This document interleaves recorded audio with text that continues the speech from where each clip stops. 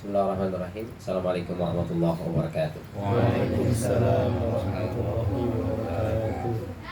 Alhamdulillah wassalatu wassalamu ala Rasulillah wa ala alihi wa ashabihi wa mawala. La hawla wa la quwata illa billah. Asyhadu an la ilaha illallah wahdahu la syarika lah.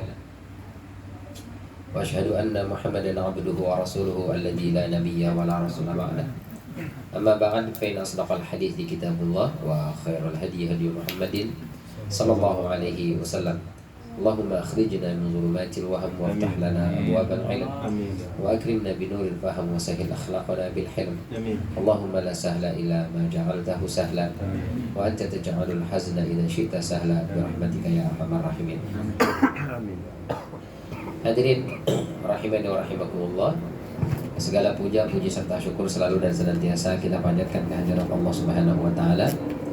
Mudah-mudahan kita semua termasuk orang-orang yang mendapatkan inayah, hidayah dan taufik dari Allah Subhanahu wa taala, sehingga bisa terus istiqomah berada dalam ketaatan kita kepadanya hingga akhir hayat kita kelak insyaallah. Salawat beriring salam tak lupa kita sampaikan kepada junjungan kita Nabi besar Muhammad sallallahu alaihi wasallam, kepada keluarga beliau, kepada para sahabat beliau dan juga kepada para pengikutnya, yang mudah-mudahan kita semua masuk ke dalam barisan pengikut Rasulullah sallallahu alaihi wasallam, yang besok di yaumul qiyamah kita semua bisa mendapatkan syafaat dari beliau. Amin ya rabbal alamin. Di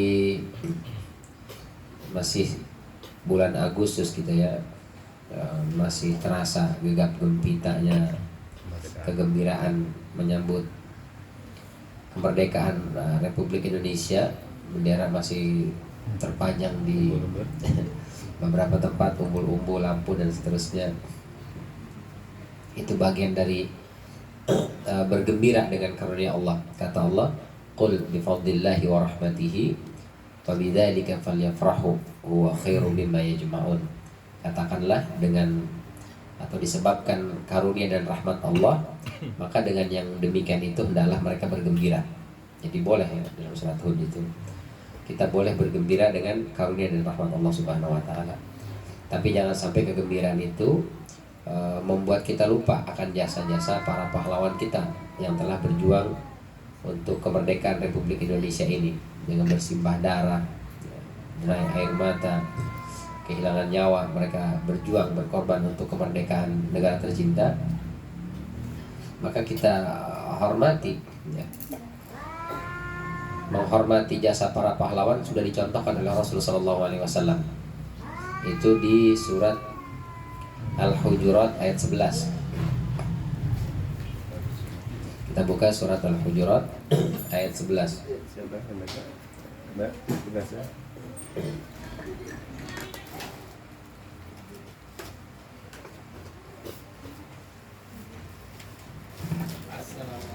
Waalaikumsalam.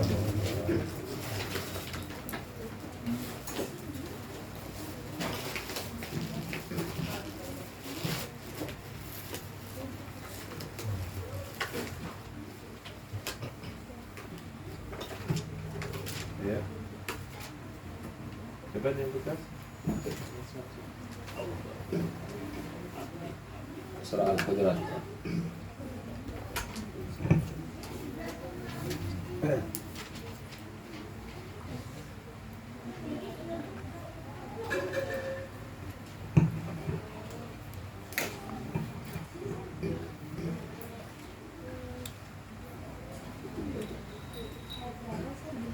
Ayat 11.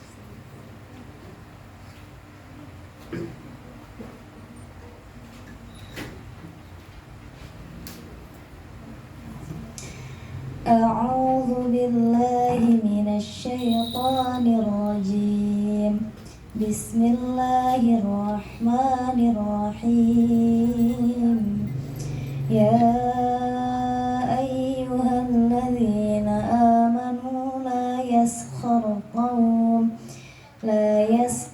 قوم من قوم عسى أن يكونوا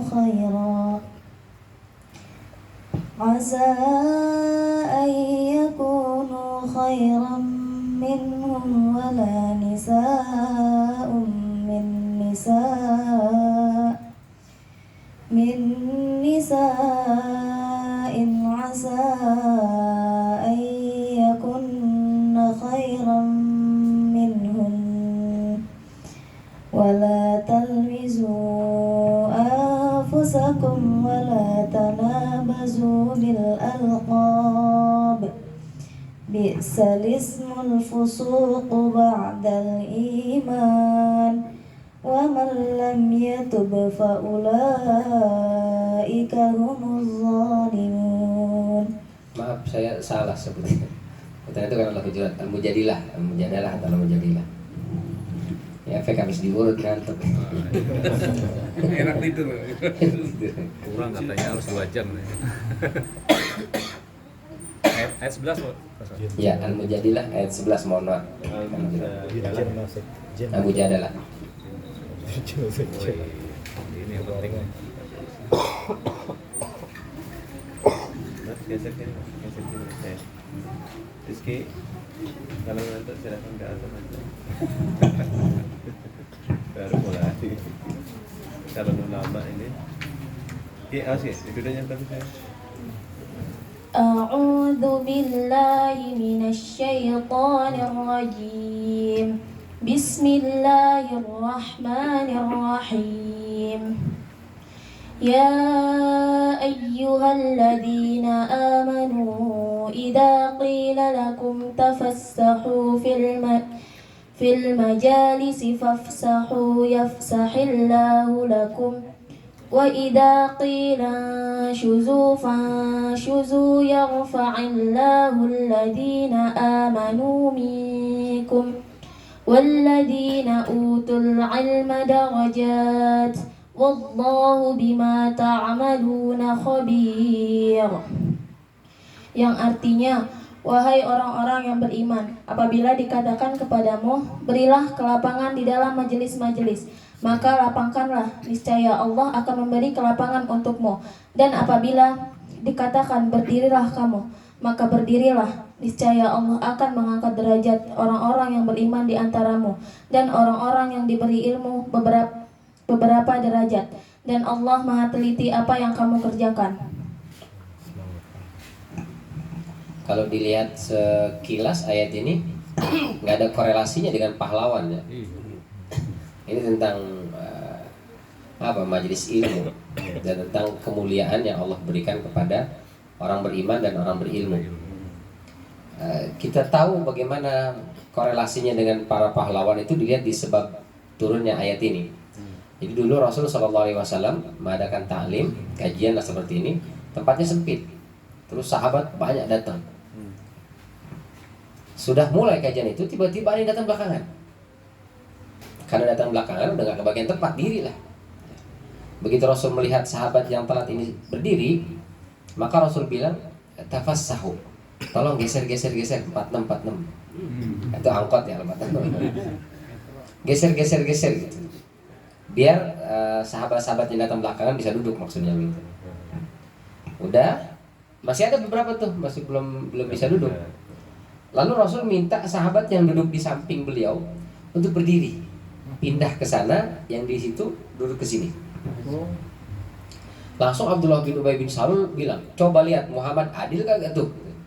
Kita datang duluan, itu belakangan. Kok bisa kita disuruh geser, bahkan kita suruh bangun berdiri, dia yang datang belakangan suruh duduk. Enak aja. Telat dong, jangan pengen duduk. Akhirnya yang lain mikir, iya juga ya. Ngapain kita ngalah, orang kita datang duluan, dia datang belakangan. Ya udah dia ke belakang ya berdiri gitu. Jadi mengalah untuk orang lain padahal kita lebih berhak, itu dalam bahasa syariat namanya itsar. Wa yu'thiruna ala anfusihim walau kana bihim khasasah, dalam surat Al-Hasyr itu. Jadi mendahulukan orang lain di atas kepentingan kita, itu namanya itsar.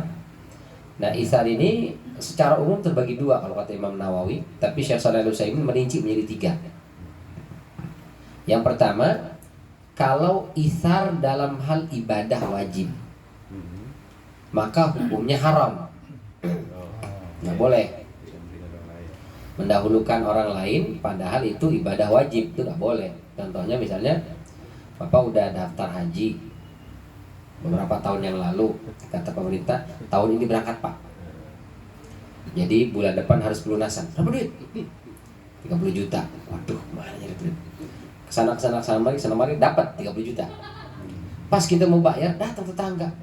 Pak, saya minta tolong Pak, ini ada butuh banget Pak, mungkin sakit, mungkin berobat apa segala macam. Itu berapa duit? 30 juta. Ya, kita bilang nggak ada. Kita bilang ada, kita juga butuh. Ini kita kasih orang itu atau kita lunasin haji? Berat juga ya. Kalau itu haji pertama kita, berarti kan wajib tuh. Maka kalau kita kasih ke orang itu, kata Syekh Shalih Utsaimin, berdosa kita. Jadi harusnya kita lunasin tuh bayar haji, jangan kita kasih ke orang itu. Terus dia bagaimana nasibnya? Ya cari pinjaman ke yang lain.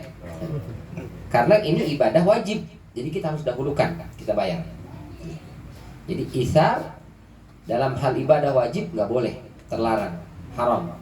Harus kita duluan. Atau misalnya Wudu mau sholat fardu, terus mati lampu, nggak ada air, misalnya sisa cuma seember buat wudu, kita doang sendirian gitu. Datang orang, saya dong wudu dong. Ya tinggal seember, ya cuma kalau kita berdua nih. Udah, sampai aja pakailah. Nanti bapak gimana wudunya? Gampang, saya mau tayamum juga bisa. Nah itu nggak boleh, itu haram. Jadi meskipun ini ada air, itu harus kita pakai karena ini buat sholat fardu. Dia ya cari sendiri, nggak dapat tayamum dia, jangan kita gitu. Jadi ngalah dalam hal ibadah wajib haram. Yang kedua, kalau ngalah isar dalam hal ibadah sunnah, hukumnya makruh. Nggak sampai haram, tapi makruh. Contohnya saf ya. Kita datang ke masjid duluan, sholat duduk di saf pertama, mau jadi makmum itu, nungguin qomat tuh. Lagi nungguin qomat, tiba-tiba datang pejabat RT, RW, lurah, camat, sampai presiden lah umpamanya. Karena pejabat yang datang, biasanya kan pejabat di depan, maka yang duduk di depan itu pada mundur ke belakang. Itu namanya isar dalam hal ibadah sunnah, tapi itu makruh. Kalau dia ngalah, dia mundur ke belakang, dia nggak dosa, cuma makruh, nggak suka Allah.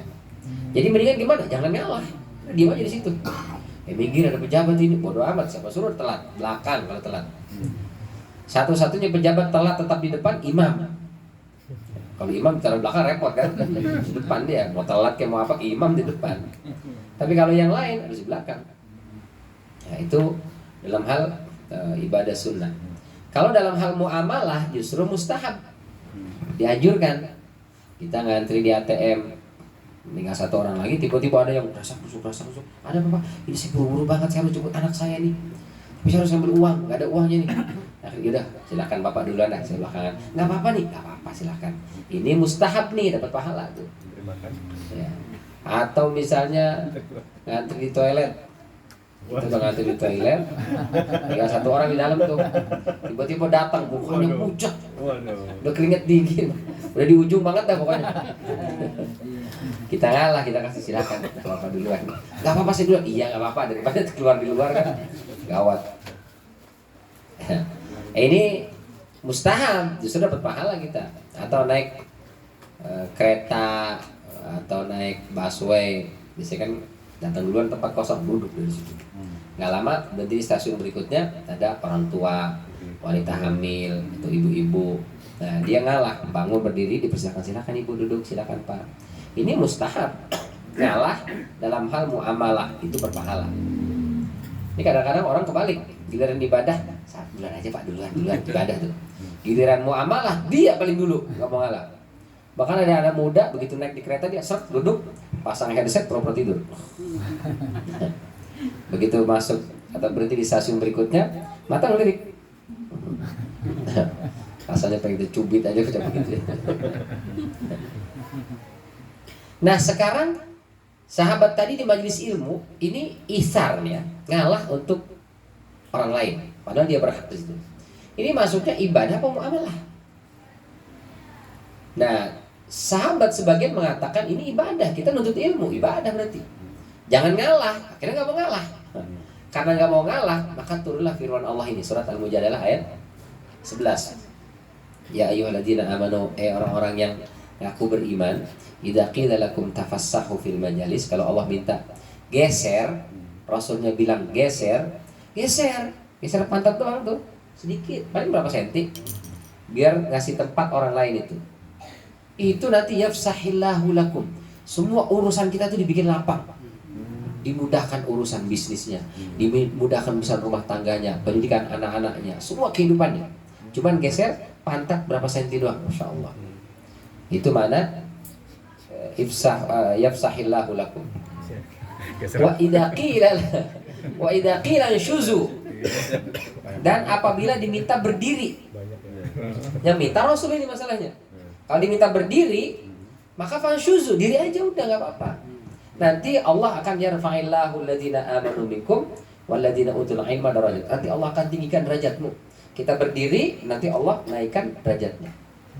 Berarti ayat ini mihak yang telat apa yang datang duluan? Mihak yang telat, yang datang duluan, yang tadi nggak mau bangun, nggak mau geser. Nah, itu ternyata salah. Yang benar adalah harusnya geser. Ini kebetulan datang. Geser. Naik nih kali ini. Dari sini naik geser. Pertanyaannya adalah, siapa yang telat? Bagus. Siapa yang telat kok sampai Allah dan Rasulnya gitu. bela orang ini gitu, sampai disuruh duduk padahal dia datang telat, sahabat yang udah datang duluan suruh geser, suruh berdiri, lalu tempatnya digantikan. Nah, jawabannya kata Ibnu Katsir, itu adalah para pahlawan perang Badar.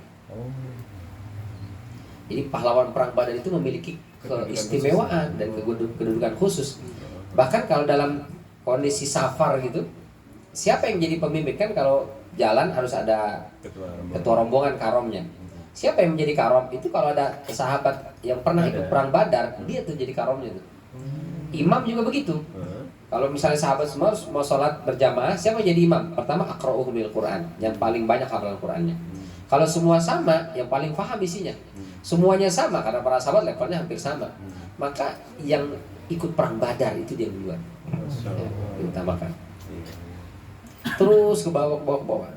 Tapi kalau yang bilang yang bininya lebih dari satu, nah itu nggak tahu saya dari mana. Jadi kalau misalnya nggak ada yang perang Badar, cari yang lebih tua. Nggak ada yang lebih tua, umurnya sama, cari yang bininya lebih satu. Nah itu nggak ada, nggak tahu bisa dari mana itu.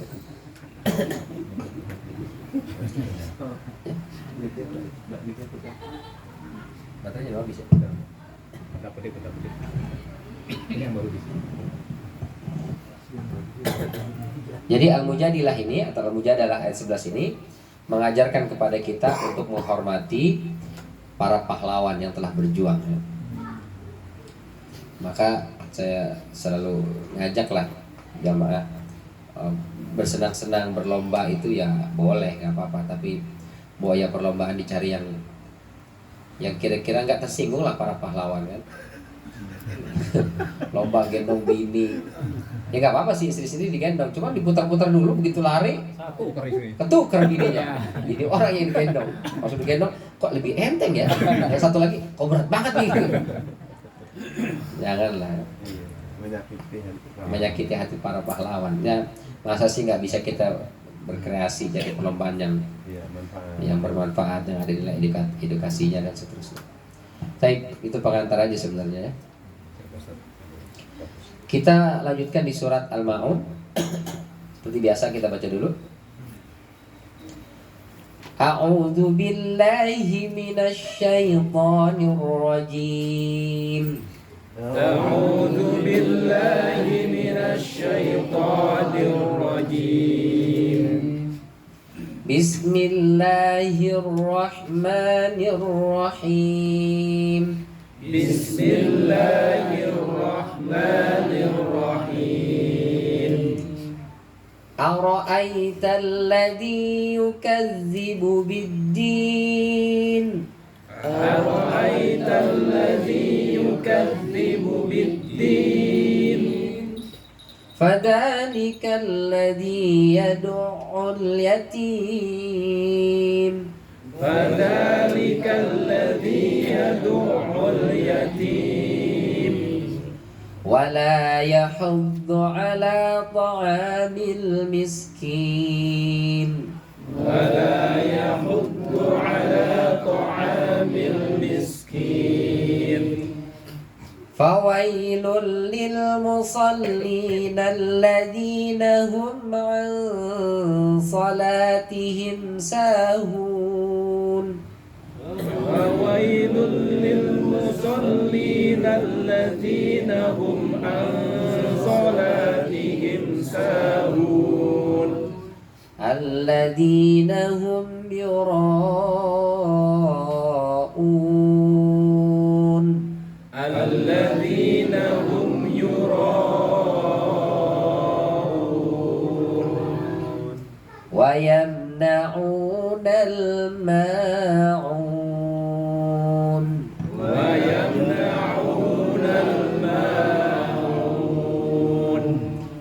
Sadaqallahul azim. Kemarin kita sudah bahas tentang ayat ke-6 ya, alladzina hum yuraun. Apa itu riya? Riya itu artinya pengen dilihat orang, itu riya.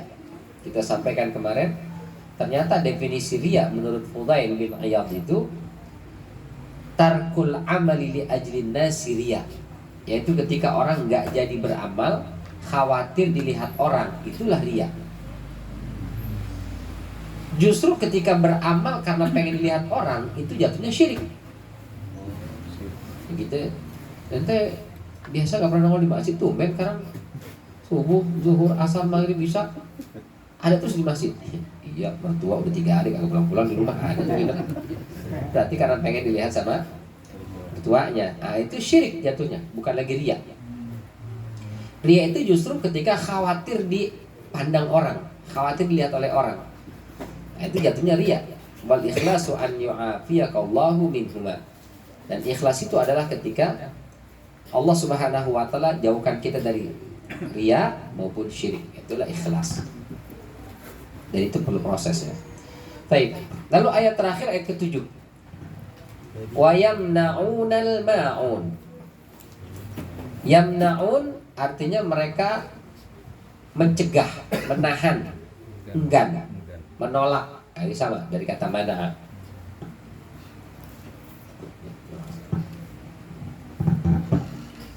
Wa yamna'una al-ma'un.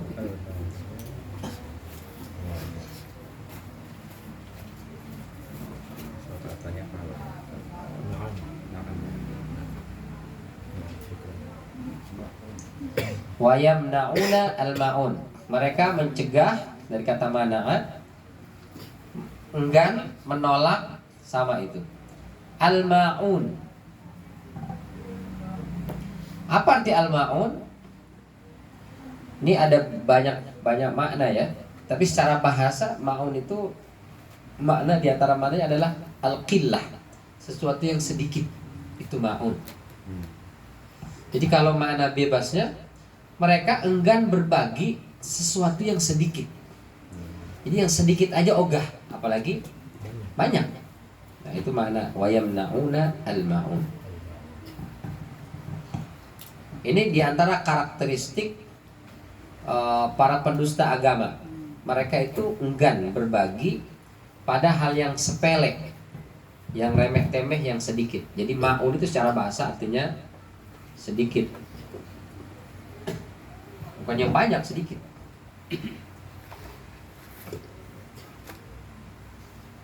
Kita kutipkan beberapa pendapat yang dikutip juga oleh Imam As-Suyuti dalam Ad-Durrul Mansur. Ada juga di An-Nukatul Uyunnya Al-Mawardi. Di antaranya pendapat Ali Ibnu Umar dan Imam Qatadah, al-ma'un artinya zakat.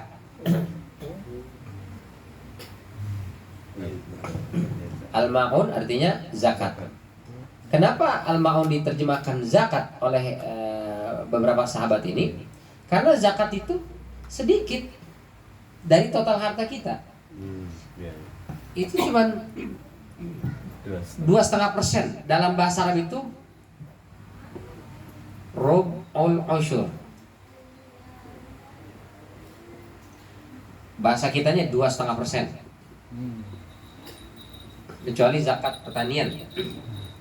Kalau zakat pertanian itu pakai irigasi 5%. Kalau tak ada hujan, nanam bahkan dilempar langsung tumbuh, nggak pakai perawatan, nggak pakai maintenance, maka itu 10%.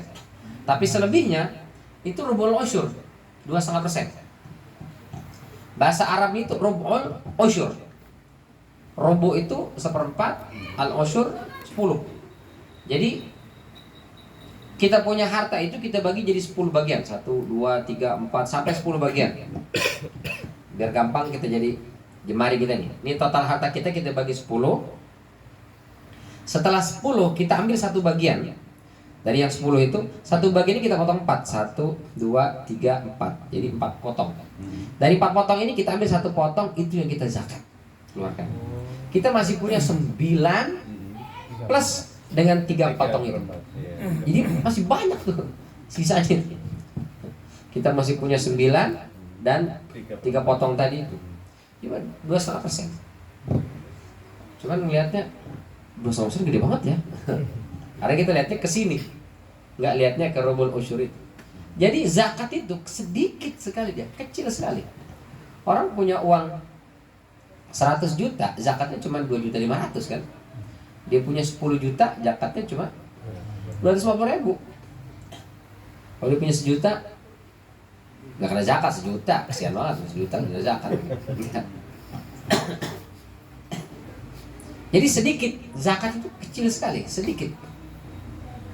Tapi yang sedikit itu cuma 2,5% ketika dikeluarkan, itu menjadikan hartanya itu tuzakihim, tutahhiruhum wa tuzakkihim biha. Dia membersihkan dan menyucikan. Apa makna membersihkan? Sebagian ulama mengatakan tutahhiruhum, harta yang kita dapat itu tidak 100% bersih. Oh, saya kan kerja di perusahaan halal, Ustaz. Meskipun kita bekerja di perusahaan yang bergerak dalam bidang halal, tapi yang namanya orang, mungkin kita pernah telat datangnya, pulangnya duluan. Mungkin pernah kita datang on time, tapi di sana mungkin tidur, mungkin kerjanya nggak beres. Belum lagi nanti transaksi dengan pihak-pihak luar yang kita nggak tahu itu bagaimana, dan seterusnya. Jadi ada kemungkinan harta yang kita dapat itu nggak neto, bruto, ada kotor-kotorannya. Nah, tapi nggak banyak, makanya disuruh keluarkan rubul usyur aja 2,5 ini. Begitu kita keluarkan 2,5%, bersih semua tuh. Maka dia disebut dengan kotoran zakat itu. Itu karenanya Rasulullah SAW mengharamkan zakat untuk diri dan keluarganya. Ahlul bait nggak boleh terima zakat. Jadi kalau ada habib terima zakat, gadungan itu. Dia nggak boleh terima zakat, haram zakat. Iya. Ya, nasabnya nggak jelas. Tapi kalau habib beneran dia nggak mau terima zakat. Sedekah, zakat nggak terima. Karena itu, ya, dia terima cuma hibah. Paling kali, Hibah. Iya. Kecuali kalau punya pintar. Ini sedekah. Yang bilang sedekah bilang hibah aja deh. Hibah deh. Nah, itu ngakalin lah. Jadi dia sedikit kecil nih, cuma 2,5%, maka disebut ma'un zakat itu. Tapi dia fungsinya membersihkan harta kita tuh. Mungkin kita dapatnya 1 miliar, berarti zakatnya cuma berapa? 25 juta. 25 juta itu membersihkan yang sisanya itu 975 juta. Itu jadi bersih dengan kita keluarkan yang sedikit ini, insyaallah. Wa tuzakkihim biha, dan juga menyucikan. Apa yang disucikan? Kalau tazkiyah itu lebih ke sini, menyucikan hati supaya kita tidak tamak, tidak ambisius ya, terhadap harta itu, tidak cinta harta secara berlebihan. Maka caranya berzakat sedikit doang, 2,5%, tapi membuat ketergantungan hati terhadap harta itu menjadi berkurang. Luar biasa ya. Maka kalau orang enggan mengeluarkan zakat, itu dia sama juga enggan mengeluarkan kotoran. Kita sampaikan kemarin ya. Jadi kalau kita tahan-tahan zakat itu sama juga kita nahan-nahan, mohon maaf, BAB. Mentang-mentang habis makan sop buntut, harganya 250.000 semangkok.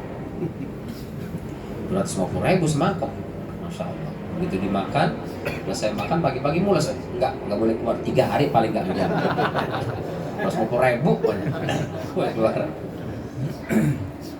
Atau makan durian Musang King ya, 1 juta tuh kan. Iya, mantap. Udah nyoba? Belum. Kamu di pasar bukan ini ya? Minimal kita dengar-dengar aja ceritanya dulu lah. Musang King ya. Musang King kecil segitu doang itu 1 jutaan harganya, la ilaha illallah. Kalau suruh beli mau ogah, tapi kalau dibeliin ayo. Musang King ya. Begitu dimakan, kenyang, besok pagi-pagi bangun tidur mules. Dia nggak ditahan, nggak boleh keluar pokoknya. 1 juta mas seminggu ini di perut. Yang ada masuk rumah sakit. Karena apa? Karena kotoran ditahan-tahan, bahaya. Nah itulah al-ma'un. Dia zakat. Itu kalau ditahan-tahan, dia akan jadi penyakit. Jadilah harta itu panas, tidak mendatangkan keberkahan. Anak-anak yang kita kasih makan itu ngelawan sama orang tua. Kita pakai untuk biaya pendidikannya gak ada yang beres. Beberapa sekolah gonta-ganti sini, ganti lagi tuh, ganti sana lagi. Gak beres-beres, kuliah gak kelar-kelar. Kita buat bisnisnya berantakan. Karena apa? Kotor. Nauzubillah. Maka diminta untuk mengeluarkan yang kecil itu 0,5%. Itu menurut 3 sahabat tadi, Ali, Ibnu Umar dan juga Imam Qatadah radhiyallahu anhum ajma'in. Kalau menurut Sa'id bin Musayyib, ini ulama dari kalangan tabi'in. Ya, Sa'id bin Musayyib itu adalah ulama besar dari kalangan tabi'in. Hampir semua ulama sepakat level tabi'in, alimnya ya di antaranya adalah Sa'id bin Musayyib. Makanya hadis itu kalau lewat jalur beliau itu hadis-hadis yang jalur emas artinya. Jalur emas. Kata Sa'id bin Musayyib itu adalah harta. Wa yamna'unal ma'un. Al-ma'un artinya harta. Ada sebagian mengatakan air.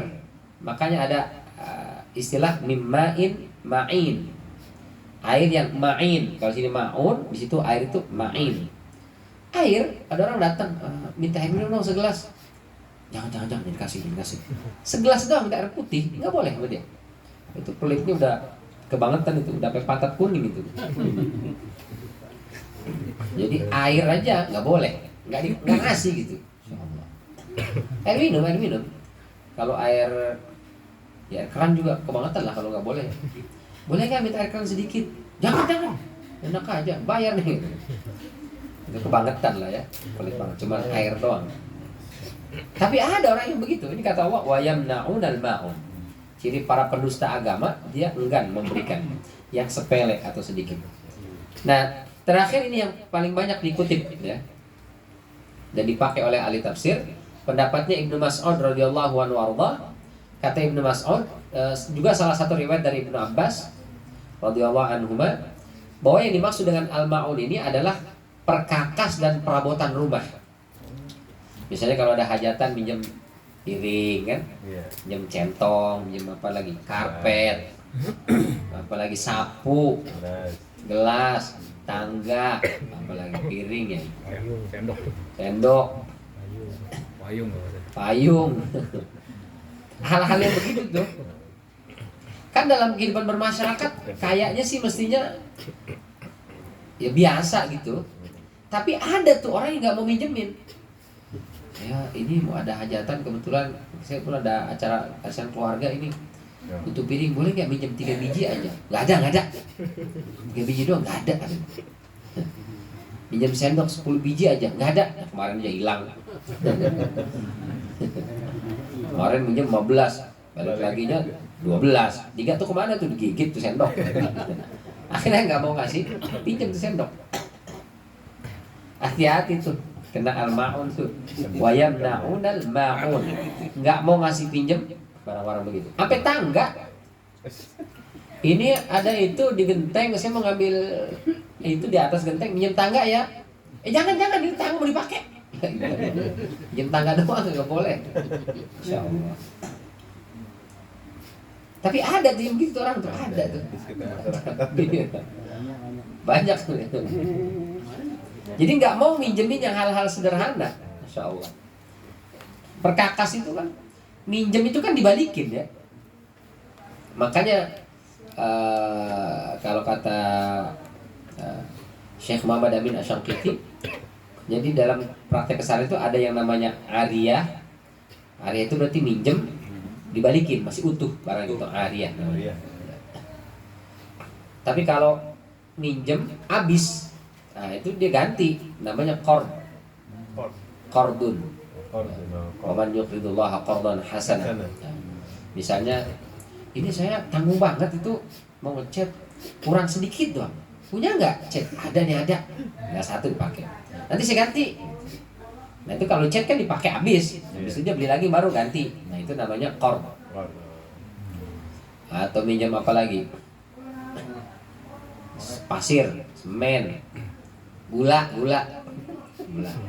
Bikin kopi nih, gulanya kurang nih. Punya gula nggak? Ada, pakai. Nanti ya kalau saya beli saya ganti. Gampang, pakai aja. Nah, itu qard jatuhnya. Bawang, tomat, mau nyambel, aduh tomatnya kagak ada. Tomat nggak? Minyak goreng nggak? Nah, itu namanya qard. Dalam kehidupan bermasyarakat itu kan biasa banget. Bagi yang tinggalnya tentu di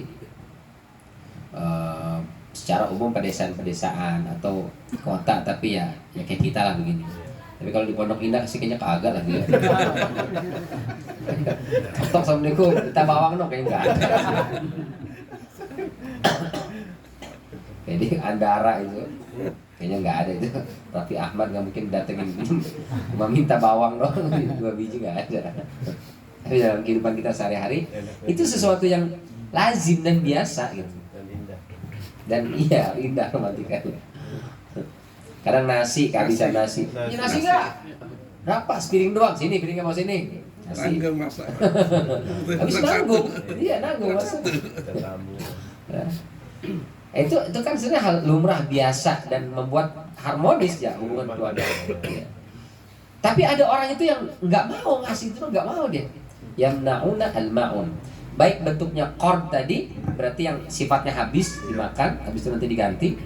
Atau yang sifatnya tadi ariyah. Ariyah itu berarti fisiknya ada bendanya.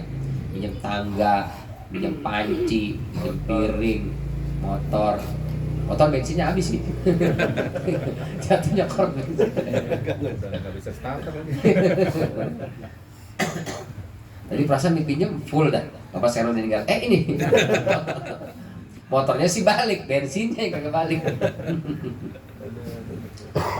Nah itu ada yang wayamna'unal ma'un, enggan dia memberi. Tapi enggan ini enggak berarti dia munafik, enggak lantas berarti dia pasti adalah orang pendusta agama. Kenapa dia enggak minjemin? Mungkin orang yang minjem tadi enggak amanah. Terkenal misalnya di masyarakat itu kalau minjem piring 10 baliknya pokoknya 7, 5 gitu. Minjem gelas begitu juga. Akhirnya orang jadi nggak mau ngasih. Itu bukan termasuk ayat ini. Itu karena berarti akhlak si peminjamnya ini kurang bagus, nggak amanah. Tangga minjem tangga semangat banget. Kalau nggak ditanyain tangga saya mana ya, kagak dibalikin. Nah, berarti karakternya di si peminjam itu. Jangan kemudian mentang-mentang habis ngaji begini, oh si anu tuh masuk ayat aro'aita lagi kaji buidin. Kemarin saya minjem sepeda doang kagak boleh. Saya minjem motor doang kagak boleh. Sebentar padahal itu. Mungkin karena kita pernah minjem tadi, minjem motor, kita balikin motornya tapi bensinnya kita isiin. Akhirnya dia mau buru-buru berangkat. Udah gitu udah habis duit lagi buat bensinnya. Nah, mungkin di situ dia jadi kesel, nggak mau ngasih. Jadi tidak serta-merta kita hakimi dan hukumi orang yang enggan meminjamkan itu sebagai orang pendusta agama, apalagi munafik. Ya, bisa jadi kitanya. Tapi kalau ada orang yang dia sih nggak peduli mau orang jujur nggak jujur kayak tetap enggan, tetap nggak mau ngasih, maka itu diantara ciri diantara para pendusta agama. Dan itu adalah orang munafik. Kata Syekh Abdurrahman As-Sa'di, orang munafik tuh gitu. Dia minjemin yang sedikit aja nih, ogah, yang sedikit, yang kecil, remeh-temeh, biasa, sendok, piring. Ibarat kata kalau pecah hilang juga, ya nggak rugi amat sih, nggak apa-apa lah gitu. Kecuali piringnya dari emas, oke lah itu. Kan nggak ada orang piring dari emas ya. Sama. Nggak pecah juga. Itu dijual berarti. Jadi yang sedikit aja mereka enggan, ogah, apalagi yang banyak. Berkorban buat agama, infak, sedekah. Ini kan ngasih pinjam ini kan balik. Yang pasti balik aja dia nggak mau ngasih, apalagi yang secara zahir nggak balik, kayak kita sedekah, infak kan nggak balik itu. Maksudnya uangnya, yang balik ya keberkahannya Allah ganti dengan kenikmatan-kenikmatan yang lain. Tapi secara fisik, sesuatu yang sudah kita hibahkan, yang sudah kita wakafkan, yang sudah kita sedekahkan, sudah selesai gitu. Nggak ada feedbacknya, nggak balik dia. Yang balik aja tuh nggak mau, apalagi yang nggak balik. Sehingga makna al-ma'un ini diterjemah zakat sah, bisa diterjemahkan sebagai harta, maknanya mereka enggan memberikan harta, juga bisa diterjemahkan air tadi, juga bisa diterjemahkan sebagai perkakas atau perangkat dapur, juga tetap bisa.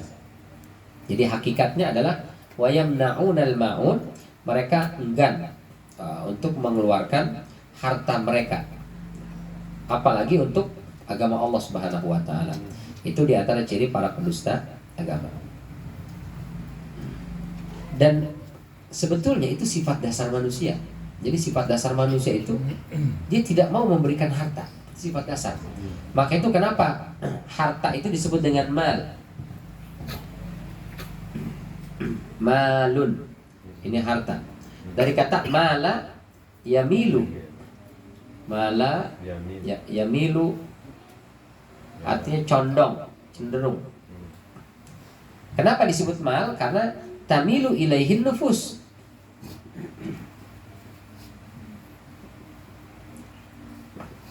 Karena jiwa manusia itu cenderung ingin mendapatkannya.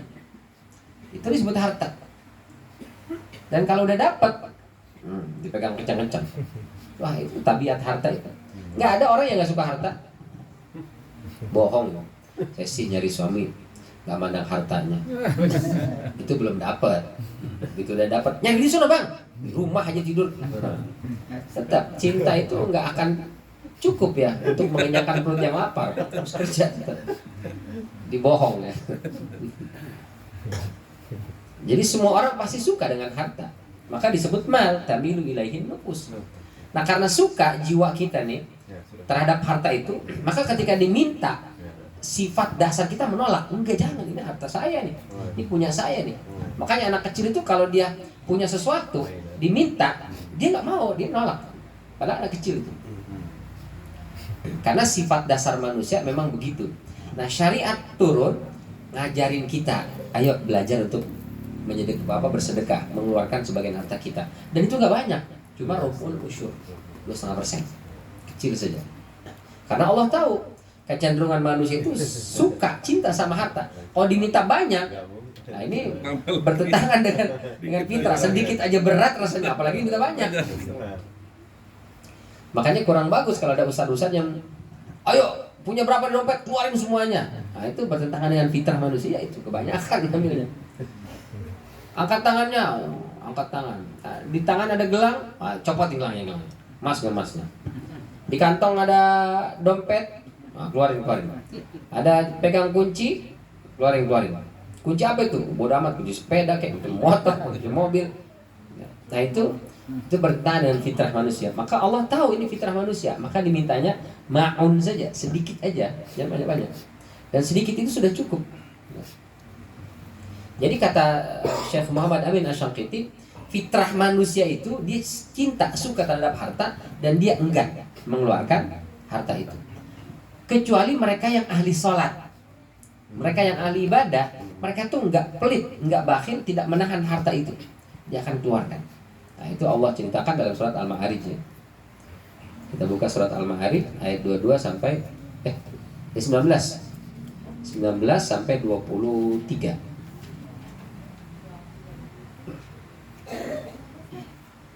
Ya. Ayat 19 sampai 23. A'udzu billahi minasy syaithanir rajim. Bismillahirrahmanirrahim.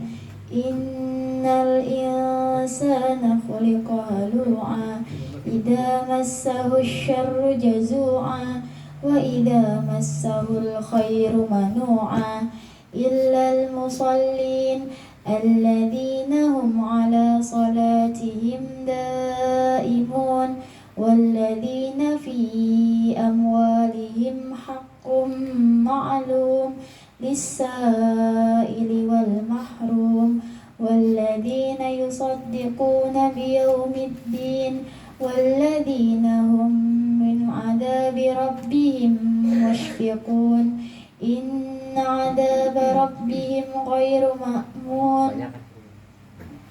Dia hafalan Qurannya sampai 23 saja, 19 sampai 23. dia hafalannya lagi diuji ini makanya hafal. Oh, gitu. Semangat. Hafalannya lagi ini. Ya, artinya sungguh manusia diciptakan bersifat suka mengeluh. Apabila dia ditimpa kesusahan, dia berkeluh kesah. Dan apabila mendapat kebaikan harta, dia jadi kikir. Kecuali orang-orang yang melaksanakan sholat, mereka yang tetap setia melaksanakan sholatnya. Jadi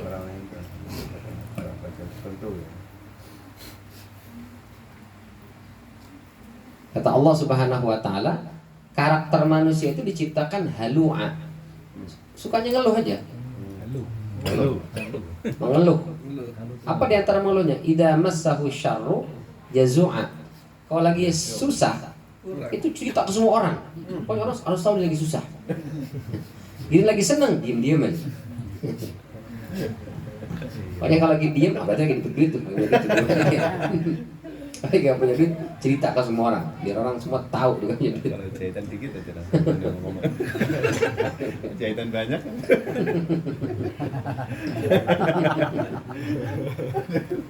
Jahitan banyak nongol ya.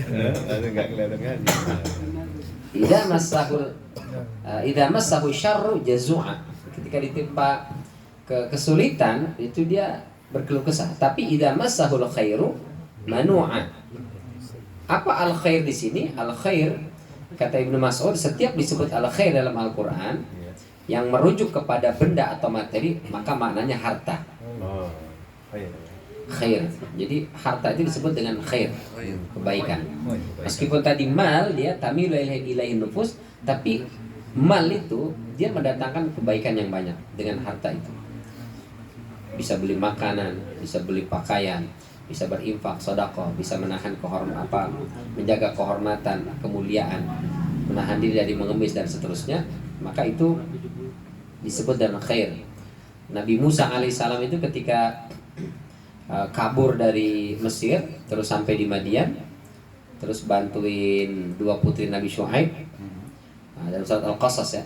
Lalu setelah itu, Rabbi inni lima anzalta ilayya min khairin faqirun. Nah itu, ini doanya para jomblo. Jomblo udah jomblo, belum nikah, terus gak punya kerjaan pula. Nah ini doanya pas. Surat Al-Qasas, min khairin faqir.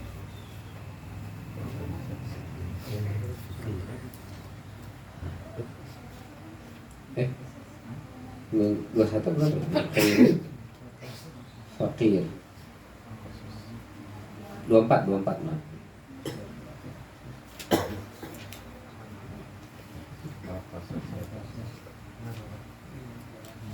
Ini kisah Nabi Musa alaihissalam dengan dua putri Nabi Syuaib. Wah itu lebih romantis daripada drakor itu. Baca surat Al-Qasas itu luar biasa itu.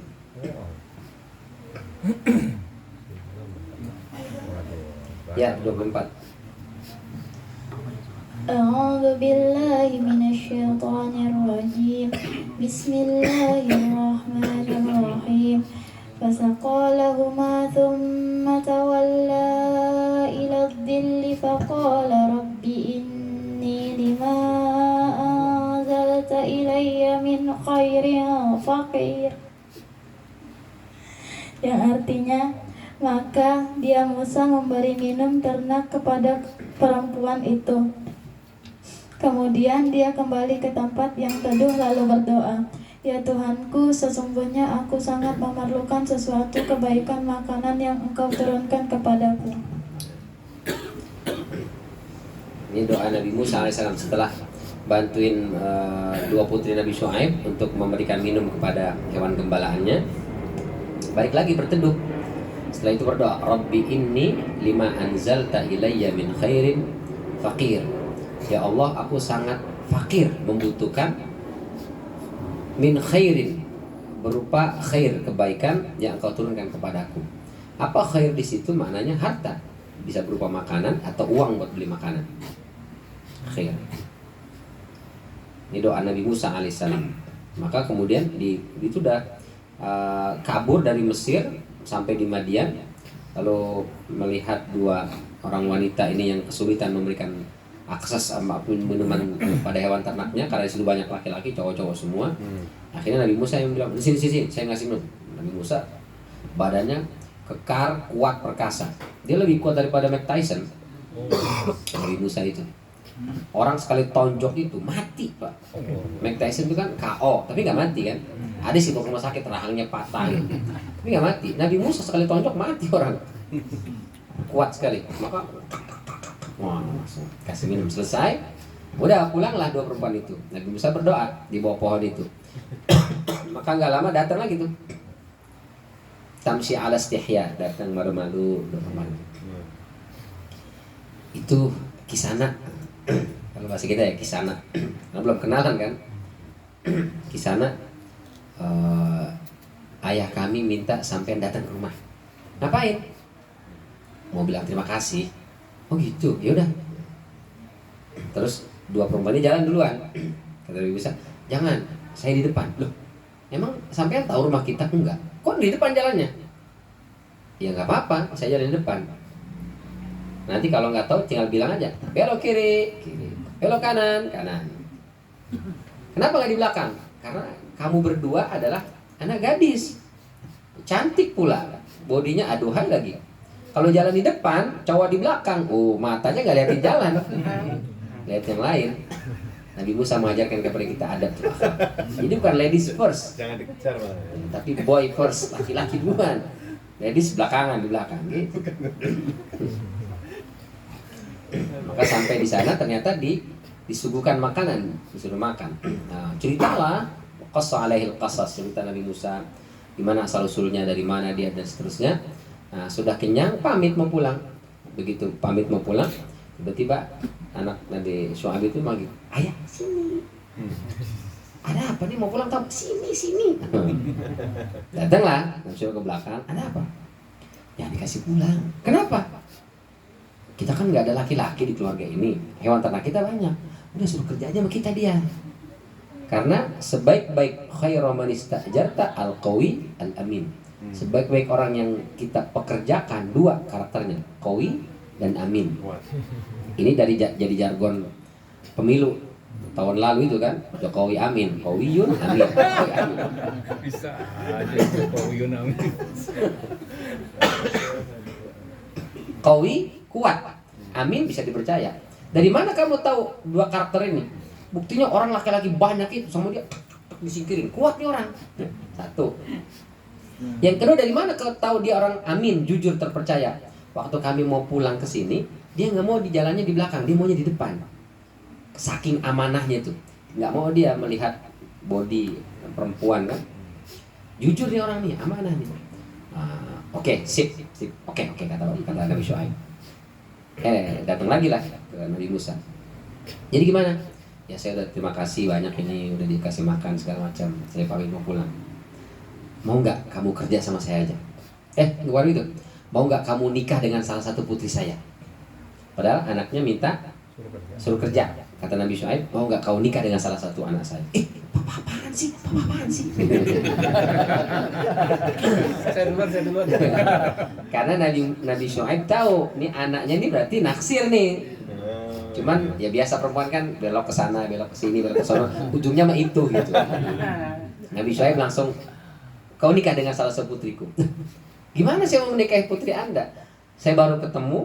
Yang kedua, saya miskin, boro-boro, nggak punya uang, nggak punya apa-apa. Nggak apa-apa. Kau nikah dengan salah satu putriku, maharnya kau kerja sama saya 8 tahun. Anta juroni sama hijaj. Fa in atmamta 10 fa min indik. Kalau kau genapkan jadi 10 tahun, ya terserah nggak apa-apa. Tapi minimal kau kerja 8 tahun sama saya, itu sebagai maharnya. Nah, luar biasa. Mintanya rezeki, dikasihnya jodoh dan rezeki. Jodoh dapat, kerjaan dapat. Tuh, luar biasa. Ini doa kaum jombloan.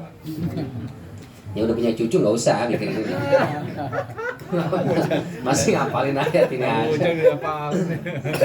Yang jomblo aja ya jomblo. 40 ke bawah. Jadi khair. Pak Andi udah merasa nih. Nah itu makna harta. Jadi idza massahul khairu manu'a. Kalau kalian punya harta manu'a. Dari kata yamnaun sama nih, mana'a, manu'a. Dia tuh karakternya itu tuh nggak mau ngasih, nggak mau ngeluarin karena dia merasa ini hasil kerja keras saya, ini hasil perjuangan saya. Kalau mau kerja juga dong, enak aja tinggal minta gitu. Itu karakter manusia itu. Illal musallin, kecuali mereka orang-orang yang selalu menjaga salatnya. Alladzina hum ala salatihim daimun. Orang-orang yang selalu sholat, menjaga sholatnya, continue dalam menjaga sholatnya itu, dia adalah orang-orang yang hatinya sudah tidak lagi terpaut dengan dunia. Maka dia mudah, ringan saja itu mengeluarkan hartanya. Insyaallah. Jadi kalau kita masih berat tuh, infak, sedekah, berbagi, membantu orang lain, jangan-jangan kita ini bukan ahlus sholah nih. Ya, jangan-jangan kita nauzubillah min dzalik masih pendusta agama. Dan yang paling ngeri jangan-jangan munafik. Auzubillah. Itu dalam surat At-Taubah ya. Kita buka At-Taubah ayat 60 berapa ya? 61 ya. Yaqbiduna aydiyahum. Maaf 67. 67 surat At-Taubah ayat 67.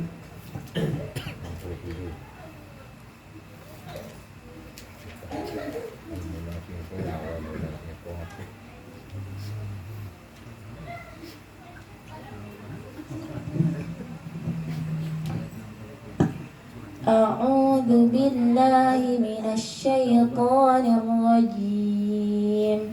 Bismillahirrahmanirrahim. Ma kana linabiyyin ay yakuna lahu. At-Taubah 67. 67. Itu Al-Anfal ya. At-Taubah 67.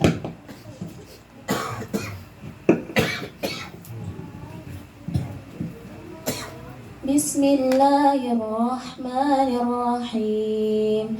المنافقون